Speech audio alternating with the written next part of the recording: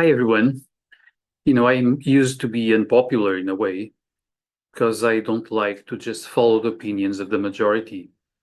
I think that might be safe, the survival side, that might be safe, but it's not safe for truth. It's not safe for honesty. It's not safe for being ourselves. Now, let's talk about war. War is something that lots of people think about in terms of opposing parties and the need for one of them to win, and the need for supporting, therefore, one of those opposing parties. But that same reasoning promotes war, promotes revenge. Usually it's connected with the idea of frontiers and the idea of protecting territory, which is sort of akin to what we find in the animal kingdom. Animals protect their own territories, usually against animals belonging in the same species.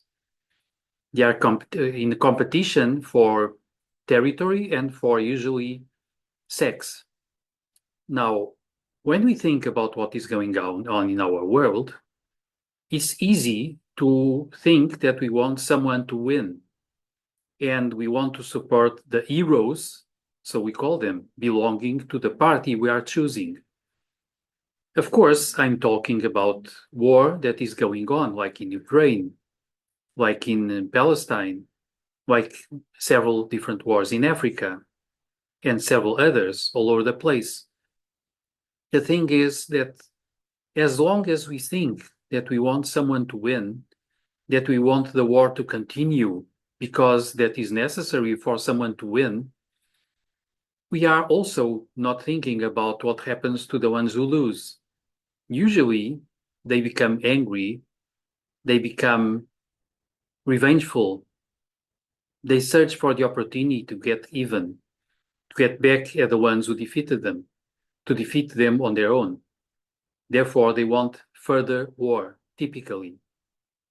So, promoting war, buying weapons, trying to go on that way just keeps things going. And in our modern times, to our planet and to humanity, this might be a very bad idea because we are in a limited world and because the weapons at stake nowadays are just too powerful. There are many different weapons that can literally obliterate humanity and can very, very deeply damage nature all over the place. The solution is actually sort of easy. We must depart from this warring mentality towards one that seeks harmony, that seeks connection, that seeks collaboration. For instance, we can demonize the Russians, or the Ukrainians, or the Americans, or the French, or the Brits, or the Arabs, or the Israelis, but they are all human. They all have a tendency to have families, to have been born from mothers. They all ultimately want to be happy. They want to belong. Usually, all of them are able to appreciate the arts. When there is too much tension between opposing blocks, increasing the tension does not solve anything. We want to get rid of that tension. We want things to flow between them. So usually, if there is too much tension on the military and political side, we can sort of divert the tension, increasing exchange and collaboration in the humanitarian field, in the cultural field, in the arts. We can exchange a lot there. And by doing that, we are diverting, we are reducing the tension already. We can increase some sort of economical collaboration, although I know it's nowadays fashionable to go also for war in the economical side. We can try to find what we have in common with our adversaries instead of what is different. Instead of thinking they are demons, they are different from who we are. They are a lower species, they are inferior. They are less entitled. We could just think that are as human as we are, and therefore we can find human bridges among us. That's a lot better, I would say.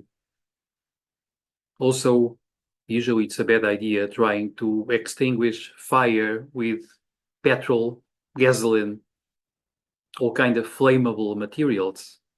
Therefore, it's probably a sort of an impossible task trying to reduce or to suppress wars by sending more weapons towards wars, by increasing hatred, by increasing non-cooperation, by trying to denigrate our enemies instead of actually respecting them as human beings.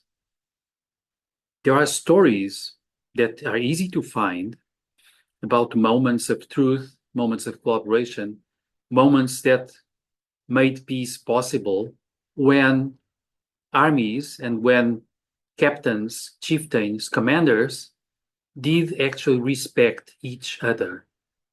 So let's do it differently for a change. That's the idea.